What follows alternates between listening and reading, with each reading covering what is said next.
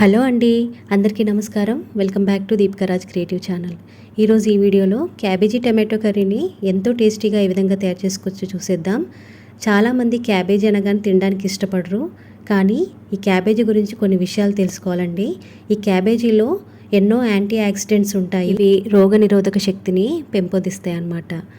అయితే దీంట్లో ఎన్నో రకాల విటమిన్స్, ఐరన్, పొటాషియం లాంటివి ఉంటాయి. అంతేకాదండి, దీంట్లో తక్కువ క్యాలరీస్ ఉండడం వల్ల చాలామంది డైట్లో కూడా ఈ క్యాబేజీని వాడతారు.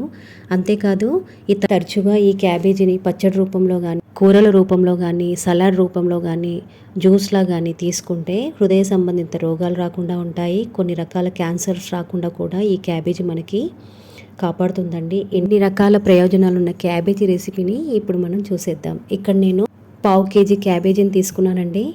చూసారు కదా, ఈ పావు కేజీ క్యాబేజీని ముందుగా మనం సన్నగా కట్ చేసుకోవాలన్నమాట, పీసెస్ లాగా. ఇక్కడ మధ్యలోకి హాఫ్ కట్ చేసి, ఇక్కడ నేను చూపిస్తున్నట్టు ఇక్కడ ఈ హార్డ్ పోర్షన్ ఏదైతే ఉంటుందో క్యాబేజీలో దాన్ని తీసేయాలండి. ఇది తీసేయడం వల్ల కూర తొందరగా మగ్గుతుంది, అంతేకాదు కూర టేస్టీగా కూడా వస్తుంది.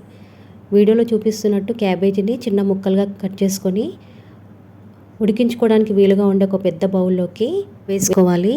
ఇప్పుడు ఈ క్యాబేజీని 2 సార్లు మంచినీటితో శుభ్రంగా కడిగి తర్వాత దీంట్లోకి వీడియోలో చూపిస్తున్నట్టు ఒక అరకప్పు వాటర్ని మాత్రమే యాడ్ చేసుకొని ఒక 60% వరకు మాత్రమే ఉడికించుకోవాలండి. పూర్తిగా ఉడికించినట్టయితే దీంట్లో ఉన్న విటమిన్స్, పోషకాలన్నీ మనం కోల్పోతాము. ఈ 60% కూడా ఈ అరకప్పు వాటర్తో ఎందుకు ఉడికిస్తున్నానంటే పచ్చివాసన రాకుండా ఉండడం కోసం ఈ ప్రాసెస్ని చేస్తున్నానండి. మీరు కావాలంటే డైరెక్ట్ క్యాబేజీని శుభ్రంగా కడిగి డైరెక్ట్గా కూర కూడా చేసేయచ్చు. ఇక్కడ నేను దీంట్లోకి ఒక 1/2 టీ స్పూన్ వరకు పసుపు, 1 టీ స్పూన్ ఫుల్ వరకు సాల్ట్ని యాడ్ చేసుకొని వీడియోలో చూపిస్తున్నట్టు ఇలా మీరు చేత్తో కానీ బౌల్ని ఇలాగా కదుపుతూ మిక్స్ చేసుకోవచ్చు. లేదు అనుకుంటే ఒక స్పూన్ తీసుకొని ఒకసారి చక్కగా ఇలాగా కలుపుకోవాలి.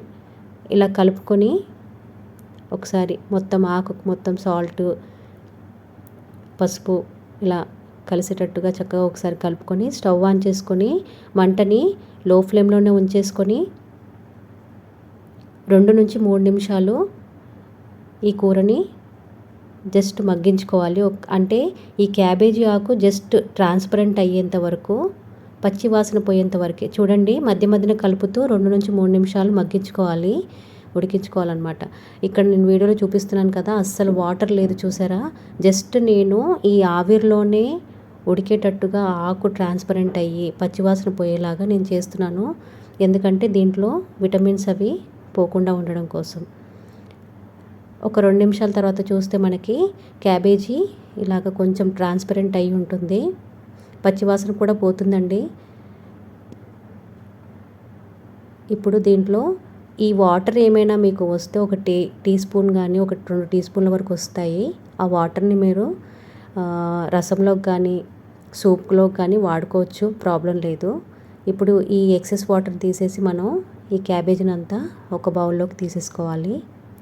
చూడండి, నాకు ఈ కప్పు నిండా క్యాబేజీ వచ్చింది. ఇప్పుడు ఒక మీడియం సైజు 4 టమాటోలని నేను చిన్న ముక్కలుగా కట్ చేసి పెట్టుకున్నానండి ఈ పావు కేజీ క్యాబేజీకి. తర్వాత ఒక మీడియం సైజు ఉల్లిపాయని చక్కగా చిన్న ముక్కల్లాగా కట్ చేసుకొని రెడీ చేసి పెట్టుకున్నాను. మనకిప్పుడు ఒక పావు కేజీ క్యాబేజీకి ఒక 4 టమాటోలు, ఒక మీడియం సైజు ఉల్లిపాయని ఇలా చిన్న ముక్క కట్ చేసుకొని రెడీ పెట్టుకున్నాను. ఇప్పుడు దీంట్లోకి ఇంకా 1 టీ స్పూన్ జీలకర్ర, రుచికి సరిపడా సాల్ట్, 1 టీ స్పూన్ కారం, పావు టీ స్పూన్ లేదా 1/2 టీ స్పూన్ వరకు పసుపు, 1.5 టేబుల్ స్పూన్ వరకు ఆయిల్, 1 టేబుల్ స్పూన్ పచ్చిశనగపప్పు, 1 టీ స్పూన్ చాయమినపప్పు, మనకు కావాల్సిన పదార్థాలు అన్నమాట. ఇప్పుడు స్టవ్ ఆన్ చేసుకొని స్టవ్ పైన కళాయి పెట్టి మంటని మీడియం ఫ్లేమ్లో పెట్టి 1.5 టేబుల్ స్పూన్ వరకు ఆయిల్ని యాడ్ చేసుకోవాలి.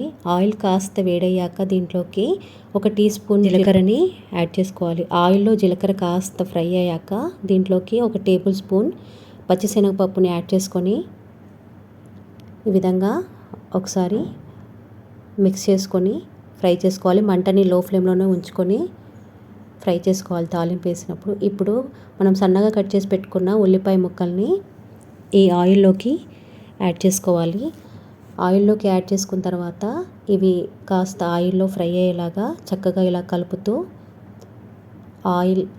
ఆయిల్లో ఈ ఉల్లిపాయలు కొద్దిగా మగ్గేలాగా ఫ్రై చేసుకోవాలి ఈ విధంగా.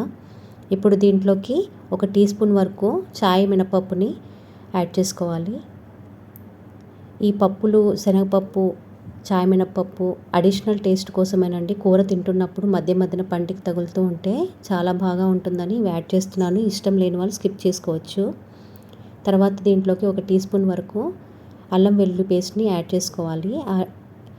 అల్లం వెల్లుల్లి పేస్ట్ని యాడ్ చేసుకున్న తర్వాత ఆయిల్లో చక్కగా మిక్స్ అయ్యేలాగా మంటను లో ఫ్లేమ్లోనే ఉంచుకొని 1 నిమిషం పాటు ఫ్రై చేసుకోవాలి.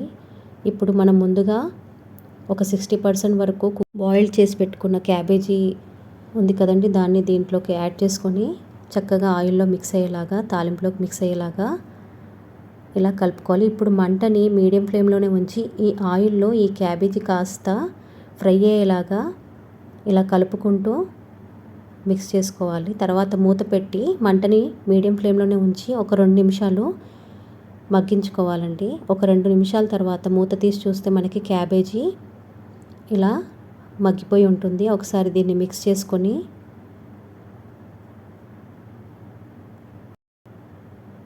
చూడండి, ఇక్కడ మనకు ఆయిల్లో కూడా క్యాబేజీ మగ్గుతూ ఉంటుంది. మనం ఆల్రెడీ 60% బాయిల్ చేసుకున్నాం కాబట్టి కూర తొందరగానే రెడీ అయిపోతుంది. ఇప్పుడు దీంట్లోకి మనం కట్ చేసి పెట్టుకున్న టమాటో ముక్కల్ని కూడా యాడ్ చేసుకొని చక్కగా కూరలో అంతా మిక్స్ అయ్యేలాగా ఇలా ఒకసారి కలుపుకొని మంటని మీడియం ఫ్లేమ్లోనే ఉంచి మరొక 2 నిమిషాలు మూత పెట్టుకొని కూరని మొత్తం మగ్గించుకోవాలి. టమాటా ముక్కలు మొత్తం సాఫ్ట్ అయ్యేలాగా మగ్గించుకోవాలి. ఒక 2 నిమిషాల తర్వాత మూత తీసి చూస్తే మనకి టమాటో ముక్కలు కూడా సాఫ్ట్గా ఈ క్యాబేజీ ముక్కలతో పాటు మగ్గిపోయి ఉంటాయి. ఇప్పుడు మంటను లో ఫ్లేమ్లోనే ఉంచేసి మరొక 2 నిమిషాలు మగ్గించుకోవాలి. 2 నిమిషాల తర్వాత మూత తీసి చూస్తే మనకి కొద్దిగా ఆయిల్ రిలీజ్ అవుతూ ఉంటుంది. ఇప్పుడు దీంట్లోకి 1/2 టీ స్పూన్ వరకు జీలకర్ర పొడి, 1 టీ స్పూన్ వరకు ధనియాల పొడిని యాడ్ చేసుకోవాలి. ఇలా యాడ్ చేసుకున్న తర్వాత దీంట్లోకి 1 టీ స్పూన్ ఫుల్ కారం పొడిని యాడ్ చేసుకోవాలి. కారం ఎక్కువ తినేవాళ్ళు రుచికి సరిపడా మీరు కారాన్ని కూడా యాడ్ చేసుకోవచ్చు.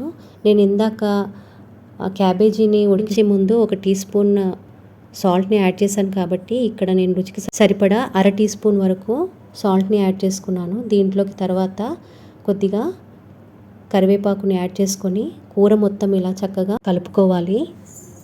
ఇక్కడ క్యాబేజీని మరొక 2 నిమిషాలు మీడియం ఫ్లేమ్లో మూత పెట్టుకొని మగ్గించుకోవాలి. 2 నిమిషాల తర్వాత మూత తీసి కొద్దిగా కొత్తిమీరని కూడా యాడ్ చేసుకొని ఇలా కూర మొత్తాన్ని మరి ఒకసారి చక్కగా మిక్స్ చేసుకోవాలి. మీరు వీడియోని చక్కగా గమనిస్తే ఇక్కడ మనకి కొద్దిగా ఆయిల్ రిలీజ్ అవుతూ ఉంటుందండి సైడ్కి, అంటే మనకి కూర రెడీ అయిపోయిందని అర్థం. ఇప్పుడు 1 నిమిషం పాటు ఈ కూరని మూత లేకుండానే లో ఫ్లేమ్ మీద ఇలా కలుపుతూ ఫ్రై చేసుకున్నాక స్టవ్ ఆపేస్తే అంతేనండి, ఎంతో రుచిగా ఉండే క్యాబేజీ టమాటో కర్రీ రెడీ అయిపోతుంది. పప్పు రెసిపీస్లోకి, సాంబార్, పప్పుచారులోకి సైడ్ డిష్గా చాలా టేస్టీగా ఉంటుంది. ఈ విధంగా ఎంతో టేస్టీగా క్యాబేజీ అంటే ఇష్టపడిన వాళ్ళు కూడా ఎంతో ఇష్టంగా తినేటట్టుగా కూరను మనం ఇంట్లోనే ప్రిపేర్ చేసుకోవచ్చు. ఈ వీడియో కనుక మీకు నచ్చినట్టయితే లైక్ చేయండి, మీ ఫ్రెండ్స్కి, ఫ్యామిలీ మెంబర్స్కి, రిలేటివ్స్కి షేర్ చేయండి, కామెంట్ చేయండి. మన ఛానల్ కనుక మొదటిసారి చూసినట్టయితే సబ్స్క్రైబ్ చేసుకొని పక్కనే ఉన్న బెల్ ఐకాన్ని క్లిక్ చేసి ఆల్ అనే ఆప్షన్ని క్లిక్ చేయండి. Thank you for watching and support our channel.